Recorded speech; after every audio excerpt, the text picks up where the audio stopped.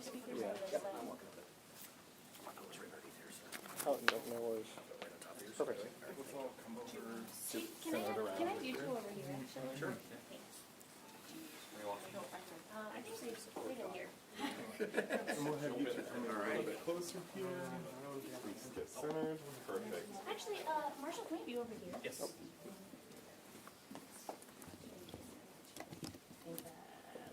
Great. All right. First of all, can you all hear me okay? Excellent. Well, good morning, everybody. Thank you for being here today.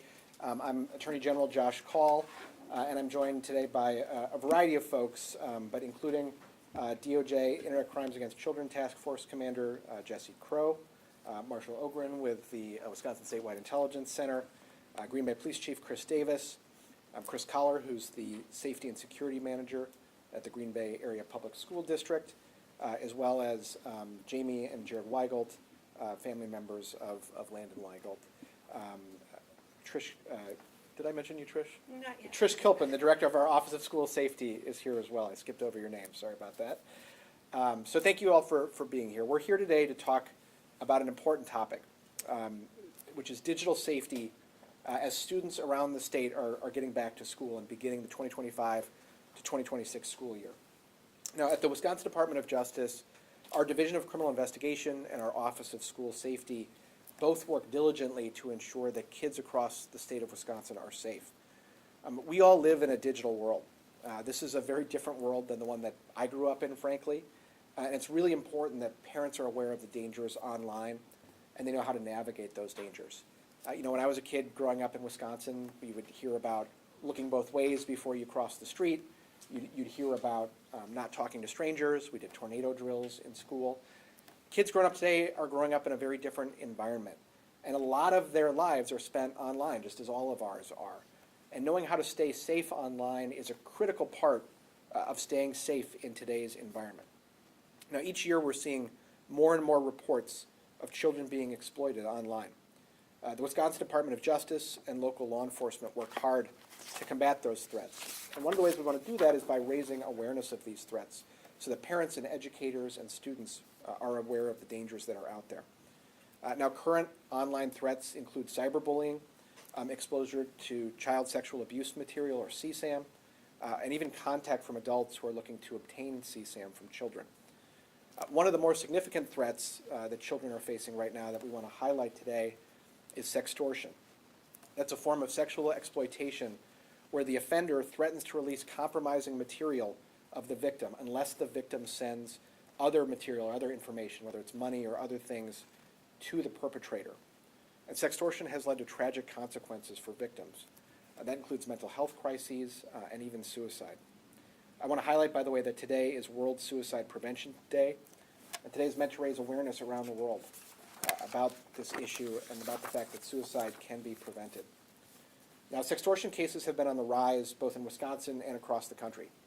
So far this year, the Wisconsin ICAC task force, which is led by DCI, has received approximately 400 cyber tips related to sextortion. That's up from 230 cyber tips in 2024, and it's up from about 170 that were received in 2023. Again, that's 400 this year so far, and it's still only September. Now, those numbers don't include reports that are made directly to local law enforcement agencies, so we expect that the total numbers are higher throughout the state of Wisconsin. What's important for teens who could be the victims of sextortion to know is that this is not their fault, and it's never too late to get help from a trusted adult or parent. Sextortion is a crime committed by perpetrators. It is their fault that these crimes are being committed.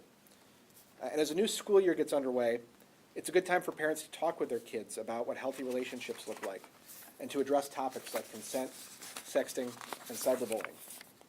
Discussing characteristics of a healthy relationship can help protect kids from victimization, both online and offline, by giving them tools to identify potentially unsafe or unhealthy relationships and to reach out for help if it's needed.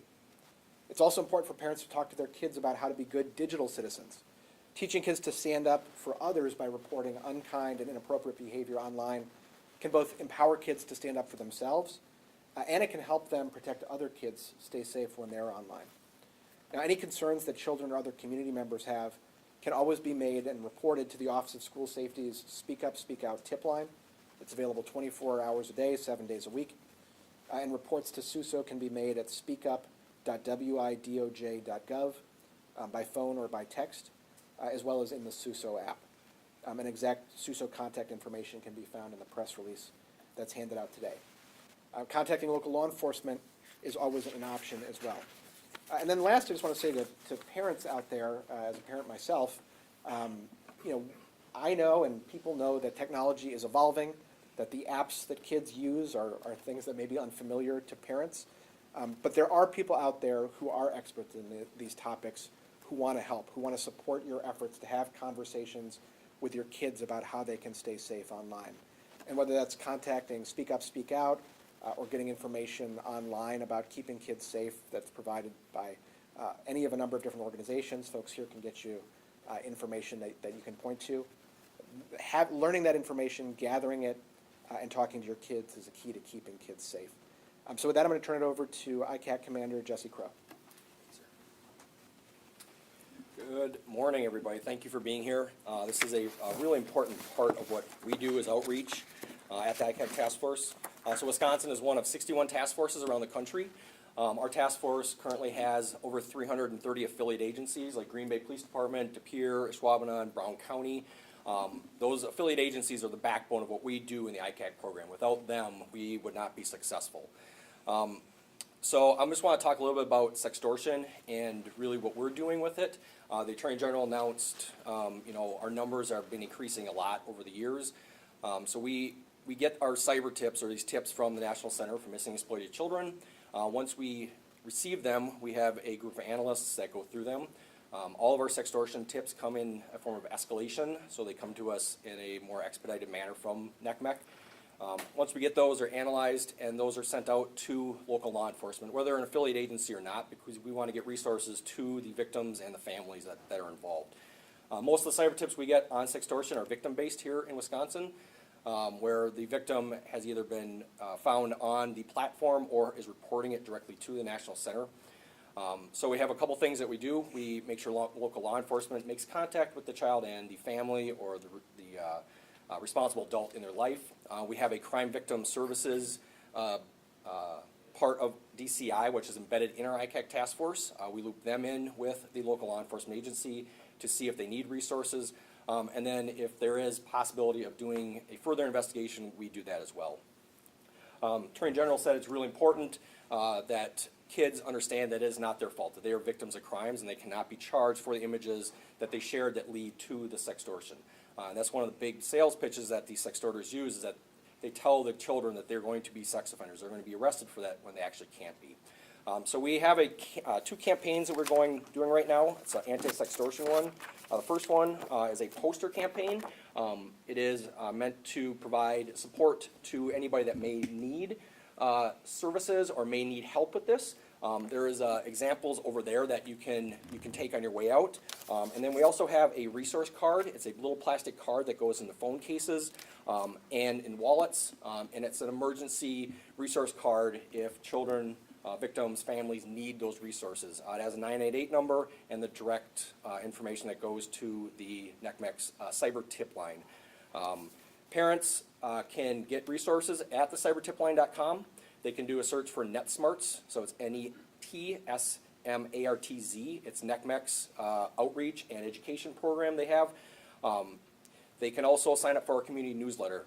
There's a QR code over there on a little poster that goes directly to our sign up for our community newsletter that we push out to anybody in the community that wants information about new apps, new information about what's trending out there. It's a monthly newsletter, and it's all free of charge. So with that, I'm going to turn this over to Trish Gilpin. Thank you. Great, thank you.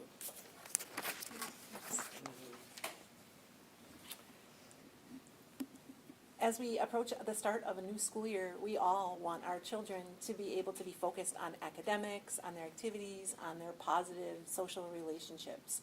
Kids, when they feel secure and safe and confident, and they don't have to have stressors and worries as big as the ones we're talking about today, will be best able to learn.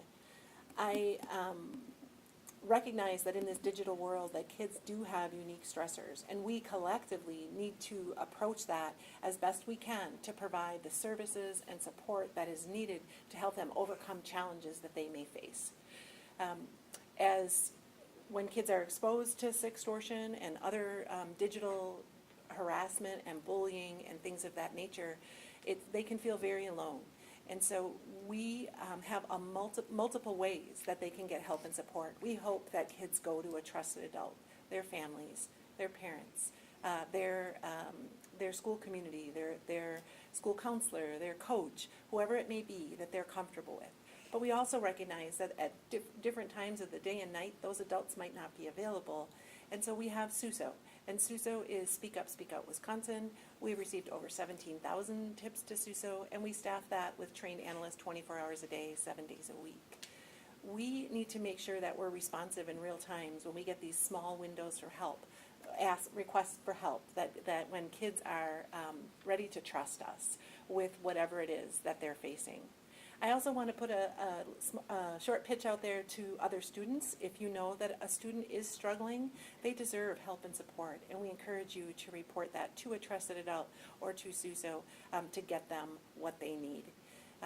We are proud partners with the Green Bay area schools in terms of school safety and their forward-thinking approach to that, and with the Green Bay Police Department. And I'll turn it over to the chief here to be able to talk to you about some of their efforts.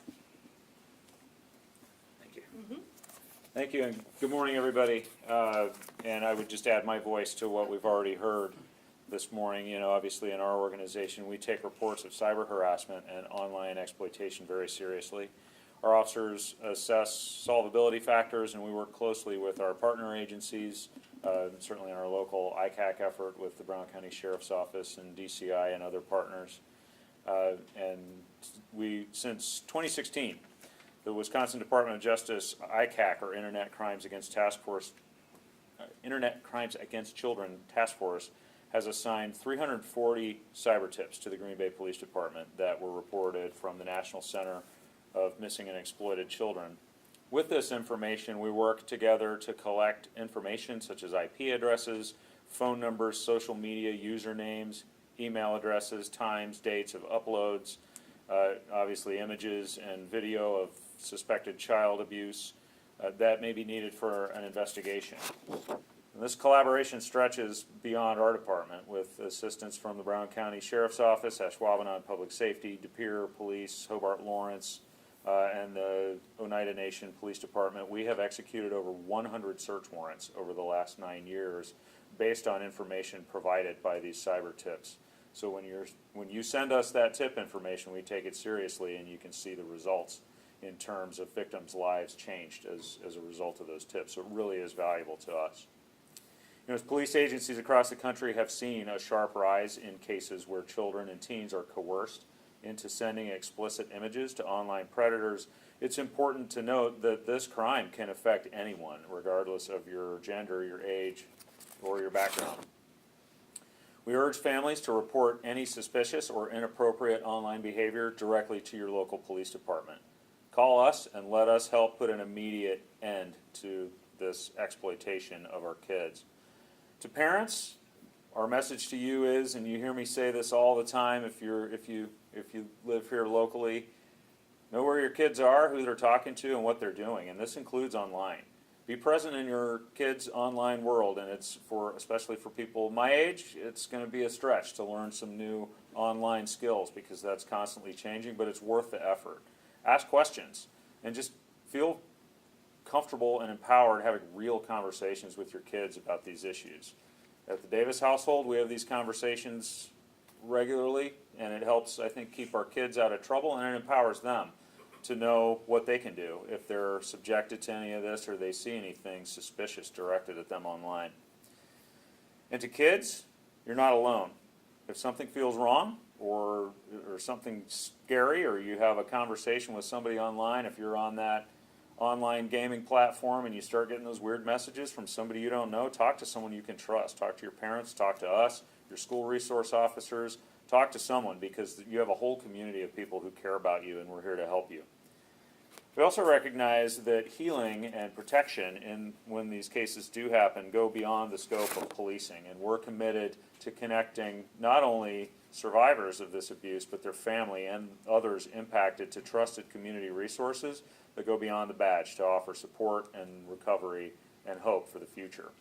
So with that, I will turn it over to our friend Chris Collar from the Green Bay Public Schools.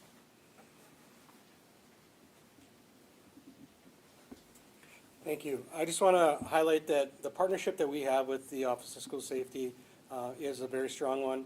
We do encourage our staff and our students to use the Speak Up, Speak Out platform as needed to report any anonymous or things that they feel that they need to share with someone in the building.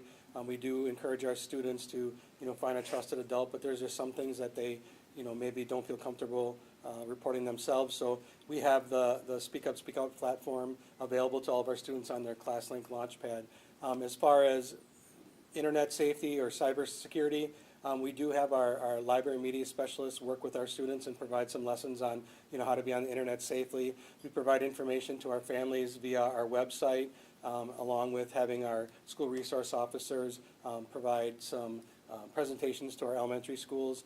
And then lastly, we have done some recent community outreaches where we brought in groups of family members to get some education on some cybersecurity tips and things to be aware of for their children, and understanding, the different apps and things that they may be on and what they're used for. So we like to make sure that we're doing everything we can to keep our kids as safe as possible by reminding them that, safely using the internet is a great tool, but we have to make sure that we're protecting them as well, and that if there are things that they're uncomfortable with, that they can always come and tell somebody, whether it be in person or anonymously by using the Speak Up, Speak Out app. I will turn over to the family of Langdon Weigel. Thank you. My name is Jamie. I'm Landon's bonus mom. This is Jared, my husband, Landon's dad. I just want to start out with saying that a lot of the stuff that you're going to hear in my little speech you've already heard, but we feel that it's very important that everybody knows. Today I want to take a brief moment to talk about someone incredibly special, Landon Weigel. Landon was a bright, kind-hearted 17-year-old with a love for football, basketball, his friends, his family, and big dreams for the future. Like so many young people, his journey was only beginning, and the road ahead held nothing but promise. He had a goal of one day becoming a counselor, someone who would help others through life's hardest challenges. But on February 7th, 2023, Landon's life was tragically cut short when he fell victim to sextortion via Snapchat. In the wake of this heartbreaking loss, our family made a promise that Landon's story wouldn't end here. We vowed to speak his name, share his truth, and fight to protect others in his memory. We've launched the LW35 Foundation to carry forward that mission. Created in memory of Landon and his deep commitment to helping others, this organization supports students as they take their next steps towards the future and contributes to a range of causes that matter deeply to our community. As part of our work, we've also developed an educational presentation series called Landon's Lesson. These presentations focus on raising awareness and educating about the dangers of sextortion, what it is, how it happens, and most importantly, what to do if you or someone you know becomes a victim. The goal is to equip students, families, and educators with the tools and knowledge they need to stay safe and speak up. Our goal through the LW35 Foundation is simple but powerful: to carry forward Landon's legacy by educating, supporting, and protecting others. Through awareness, action, and compassion, we're working to turn loss into purpose and to build a future where fewer families face the kind of heartbreak we've endured. To anyone who finds themselves in this situation, please hear this clearly. You are the victim. You are not in trouble. Asking for help can be scary, but speaking up is an act of bravery that can protect not only you, but others as well. If someone comes to you and says they're in trouble, believe them, support them, don't ask why, just be there. That kind of support can save lives. Through sharing Landon's story, we are committed to creating a safer, more informed, and more compassionate future, one where young people are protected, heard, and never left to navigate these situations alone. Parents, I encourage you, take the time to go through your children's phones with them, not to invade their privacy, but to open a conversation. Ask questions, be curious, not critical. Let them know that you're not just watching over them, you're walking with them. Most importantly, make sure they understand that there is nothing so serious, so scary, or so shameful that they can't come to you for help. You are their safe place, and sometimes just knowing that can make all the difference. In the end, your life and your voice matter. You deserve to be heard, supported, and protected no matter what you're going through. There is no mistake too big, no situation too dark, and no fear too overwhelming that should ever make you feel like you have to go through it alone. Help is always closer than it seems, and there are people who will stand by you without judgment, without conditions, and without hesitation. Every person deserves to know that they are valued, that their pain is valid, and that asking for help is not weakness, it's strength. Speaking up takes courage, but it can be the first step toward healing, safety, and hope. We want every person to know you are not alone. You are not invisible. You are not to blame. Your story matters. Your future matters, and most of all, you matter. And with that, I'll turn it back to the Attorney General.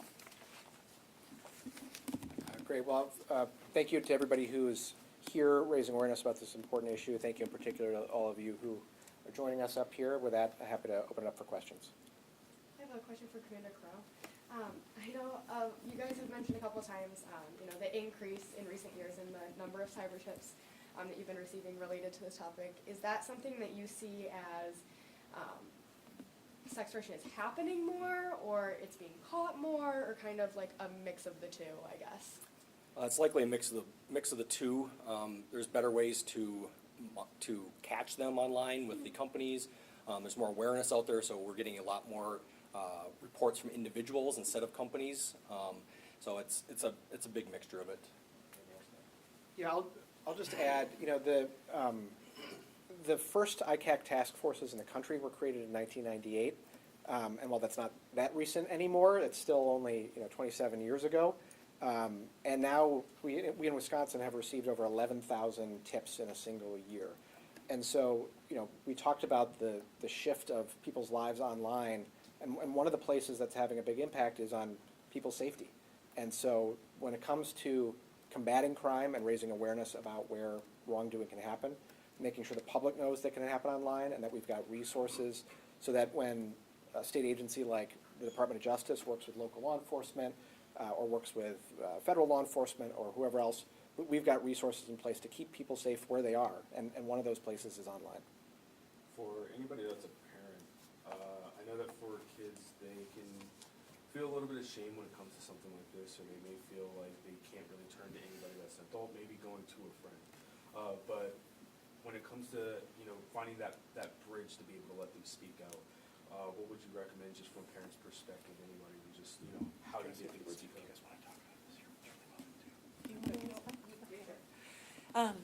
I guess we need to build a culture of help seeking to normalize that for our kids. And sometimes it's hard for kids to admit, even to their families, that they're struggling because they want to please us. They want us to be consistent with the image that we have of them, and they're ever evolving. So we have to be able to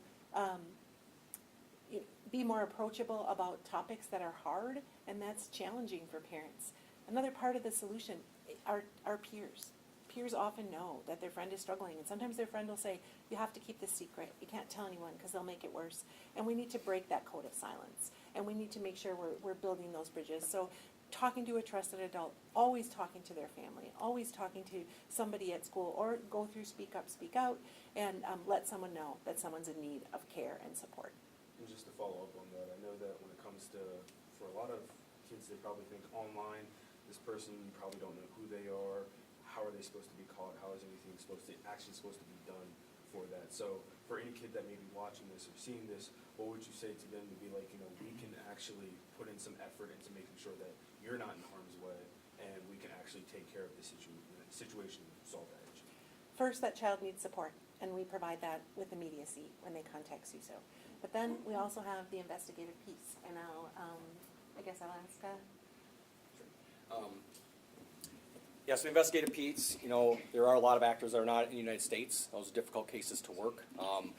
Trish really hit it on the head there, is that we really need to take care of the victims and the families, and that's our first priority when we get sextortion tips, when we have victimization here.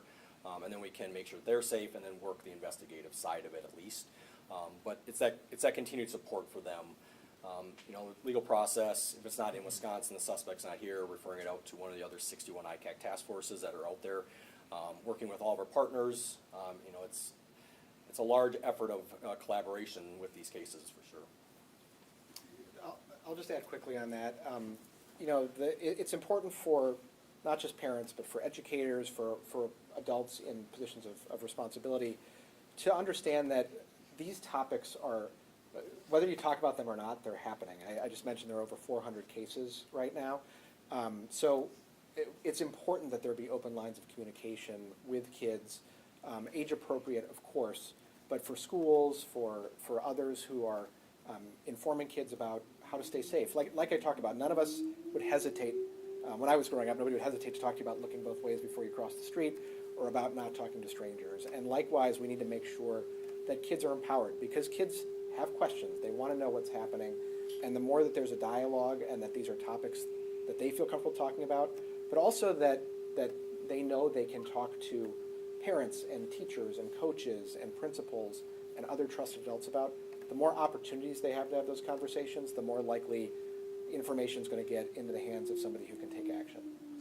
A question for the school district and or the police department in regard to student safety. In light of the incident at Preble High School yesterday in which a student was arrested and a firearm was found on campus, what practices are in place to maybe mitigate those risks at the moment? And in light of that case in the beginning of the school year, is there any discussion moving forward about, you know, ways to prevent incidents like that from happening in the future?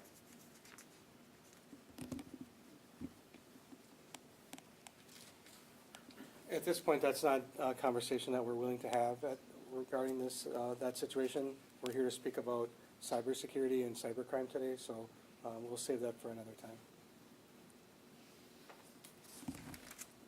I think, you know, from our perspective, obviously, the specific incident, I can't really get into the details of right now because it's an ongoing investigation that involves a group of people.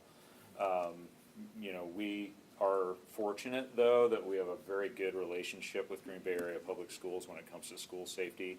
We have a very robust school resource officer program, and one of the reasons why we have that program is, you know, in the case of something like this, that we certainly don't want that to happen, but we need to be prepared for it. We've had some great conversations already, even earlier this morning with Green Bay Area Public Schools, and, you know, obviously we take anything like that extremely seriously. And, you know, I think, you know, look for, it's early right now, and we're trying to make sure whatever we do going forward and however we evolve the way we provide safety service in our schools is done in a way that recognizes the school district's mission is to educate our kids. And so we want to make sure we're doing the right things to address these issues. But more conversation, obviously, to come about that incident. Has there been any communication with students or parents? There has, I think, mostly from the schools. We've put out our own information publicly through the media, but I defer to the schools on any specific communication. As a quick follow-up to Davis, I know that the police department had additional presence at Preble High School today. How long do you guys plan to have extra officers there? The short answer to your question is as long as it's necessary. You know, and again, what we want to do when we have extra presence at a school after something like this is not just have it be, you know, police officers with their arms folded and watching everyone, but maybe some engagement too with kids, so that they can feel comfortable that, you know, we're not there to scrutinize them so much as we're just there to keep everybody safe. But, you know, we'll do that as long as we need to make sure everybody can feel comfortable. And then I had one more question related back to the cybersecurity issue. I know, obviously we talk about, you know, a lot of times this comes from messages from people you may not know on online platforms. I'm assuming that those messages don't start straight out with asking for the sexually explicit images. What are some of the warning signs that teenagers or children should look for, and kind of how that relationship might start? Yeah, so it's really that rapport building by the suspect. So they get to get the child in a trusted environment. They usually, typically send compromising images of themselves first to break that comfortness. They get them to switch to more secret platforms. So I think those cold like introductions, like just all of a sudden you get a request and they want to be your friend right now, and then they want to move you to a different platform. That's really a big warning sign to us when we see that, and that's pretty consistent with the cases that we see across the board with that. So, Just to kind of follow up to that, what are platforms like? Is there a list of platforms that you notice that are like the highest that you've seen a lot of activity like this on? Or what platforms you said they go off to private places?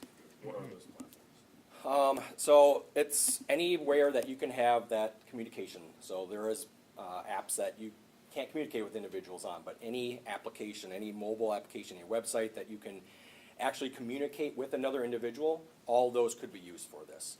When we talk about more of the secret apps, it's more of the end-to-end encryption apps, the apps that are strictly for just communicating. It's not maybe a game or social media.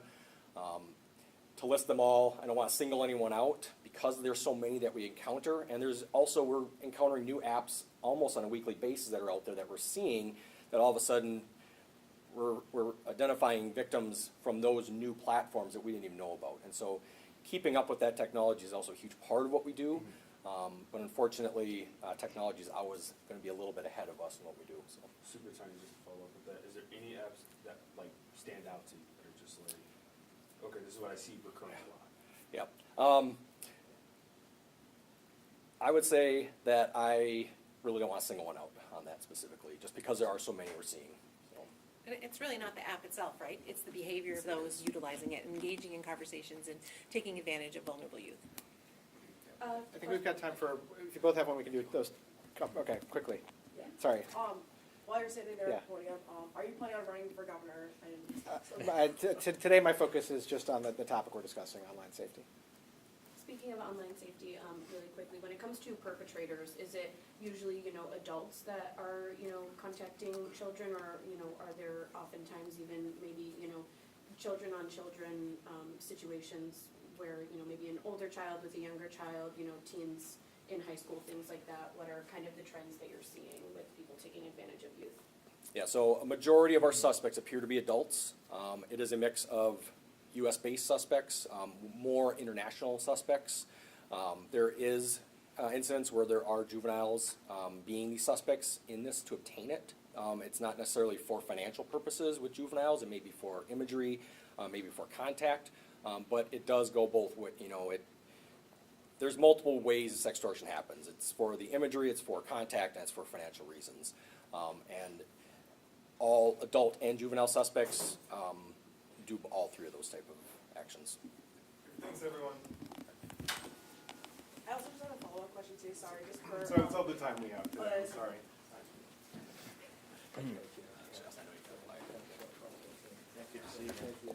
Joshua?